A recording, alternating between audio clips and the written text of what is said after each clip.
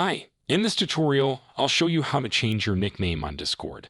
Let's go through the steps to change your nickname.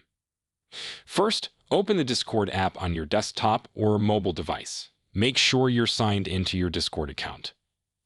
In Discord, navigate to the server where you want to change your nickname. You can find the server's name on the left side of the screen. Once you're in the server, look for the server's name at the top left corner of the screen. Click on the down arrow next to the server's name to open a drop-down menu. From the menu, select Edit Server Profile. In the new page, find and click on the Server Nickname option.